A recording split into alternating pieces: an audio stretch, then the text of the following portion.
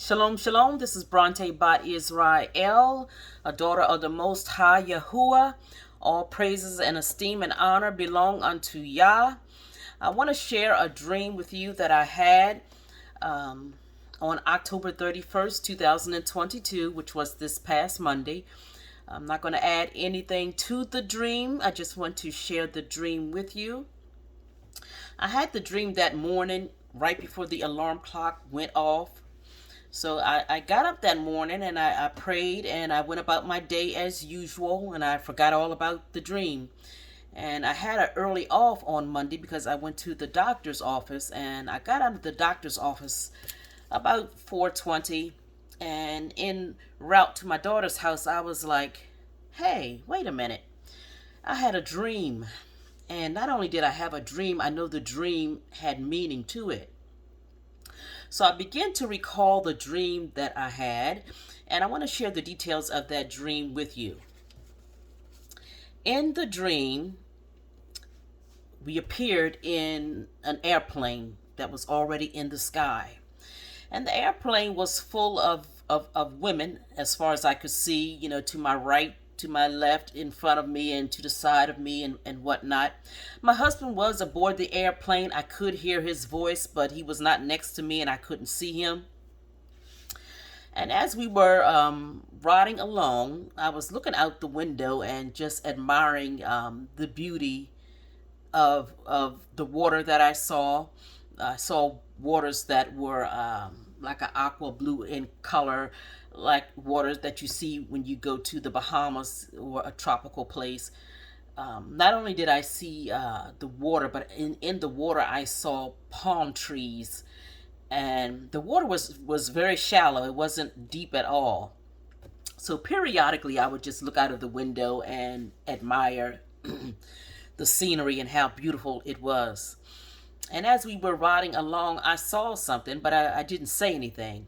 But the woman to the right of me, I was in the middle of these two women on the airplane. The woman to the right of me, she let the woman on the other side know. She said, "We're going over the water."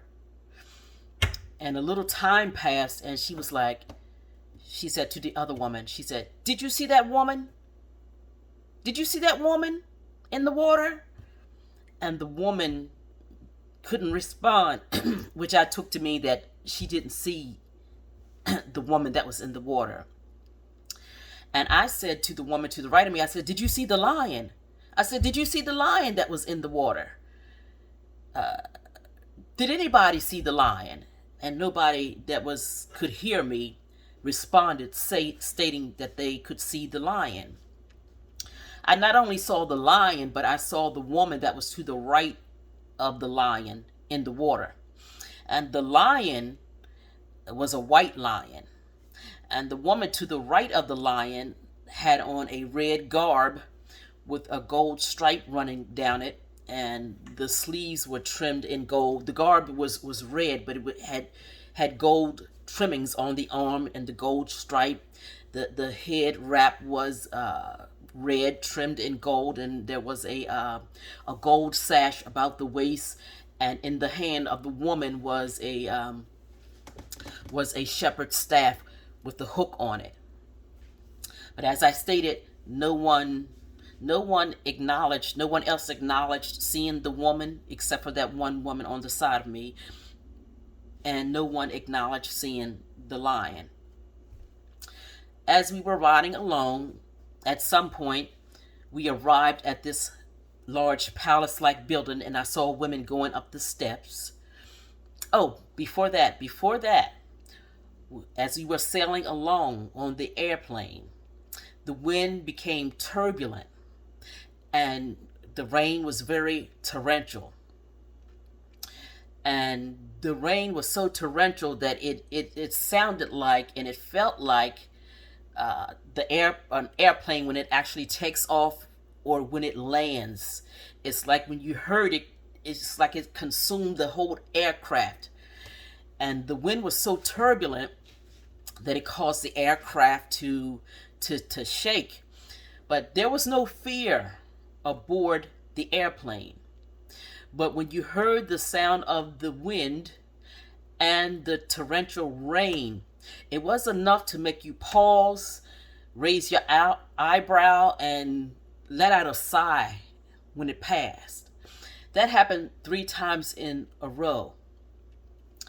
That wind was turbulent, and it caused the airplane to shake, but not to the point where anyone was removed out of their seat, or things started flying around. As I stated, there was no fear aboard the airplane. So we came up on this palace-like building, and I saw women going up the stairs to get into the building. And the next thing you know, we're all gathered in a room, seated at all these different tables. And the tables are trimmed in gold, and there's a lot of white. The linen on the table is white, but yet I did see, the table, the legs and whatnot, and the chairs had gold trim on them, and everybody was dressed in white. And there was a woman speaking in the room where we were gathered at the tables. I did not see the woman, and I cannot recall what she said or what she was talking about. But in the dream, I was like, did you hear that? Did you hear that? Did you catch that, what she said? And nobody in the room responded. Nobody even looked in my direction except for one lady that I know. And in that room, I saw a few leaders that I knew. And I also saw, a man in that room. And I saw someone who's no longer with us in that room. And that was the end of the dream. That's where the alarm went off and the dream was abruptly ended. But as I stated, as I left the doctor's office and I recalled the dream, and I began to reflect on the details of the dream, and I was like, well, how come nobody in the dream saw what I saw, and how come nobody heard what I heard? I said, that doesn't make sense. And as I began to ponder more on the dream, I thought about the white lion, and I knew that that lion represented the lion of the tribe of Judah. And I also realized that that woman that was dressed in red and gold with the staff was the bride of the Mashiach. That was the remnant of his people. And the airplane was a place of gathering, a place of meeting. And those 3 turbulent times on the plane of the wind and the rain, that is reflective of 3.5 years of tribulation that's coming upon the earth. I believe that tribulation is going to turn up, and we're going to experience greater pains of tribulation. And the people that did not see what I could see or could not hear what I heard were the harvests that's going to be gathered during the tribulation period. When the harvest, when the tribulation heightens, it's going to cause the harvest to be ripe for the picking. So those that have not seen, the scales will begin to fall off of their eyes and they will begin to see. And for those that have not heard, the deaf ears will be unstopped and they will begin to hear the word of Yah. And that gathering in that palace was the marriage supper of the Lamb, where everybody was arrayed in white. And if I could just share a few scriptures, Revelations 12 and 14. And to the woman were given 2 wings of a great eagle, that she might fly into the wilderness, which represented that airplane, that place of gathering, into the place where she is nourished for a time and times and half a time from the face of the serpent. So once the harvest is has been reaped, and the deaf ears have been unstopped, and the scales have fallen off of people's eyes, they will be able to receive nourishment from the word of Yah, the good news, the true word of Yah. And the serpent cast out his mouth water as a flood after the woman, that he might cause her to be carried away of the flood. And the earth helped the woman, and the earth opened her mouth and swallowed up the flood which the dragon cast out of his mouth. And the dragon was wroth with the woman, and went to make war with the remnant of her seed. Not Christians, but the remnant of her seed, which keep the commandments of Yah, and had the testimony of Yahshua the Messiah. So once the scales fall off and the deaf ears are unstopped, the remnant can be nourished and taught the commandments of the Most High Yah, and have the testimony of Yahshua the Messiah. And that testimony is how he walked when he was upon the earth. Revelation 14 and 15. Actually, I'm going to start at verse 14. And I looked, and behold, a white cloud, and upon the cloud one sat like unto the Son of Man, having on his head a golden crown, and in his hand a sharp sickle. And another angel came out of the temple, crying with a loud voice to him that sat on the cloud, Thrust in thy sickle, and reap, for the time is come for thee to reap the harvest of the earth. It's ripe. And he that sat on the cloud thrust in his sickle on the earth, and the earth was reaped. And another angel came out of the temple, which is in heaven, he also having a sharp sickle. So the angels are going to help to gather the harvest of Yah.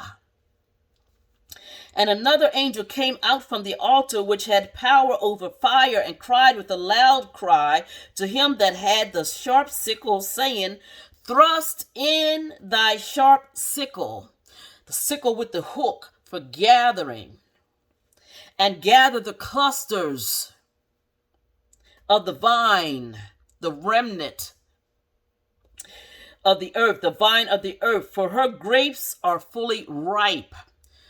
So when tribulation begins to heighten and turn up, the flames of tribulation on the earth, it's going to make the harvest, the remnant, ripe for the picking.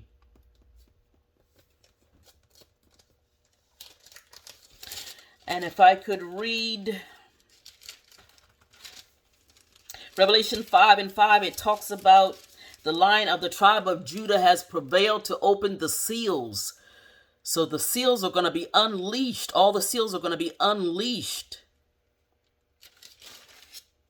at the height of tribulation. Revelation 19, chapter 1.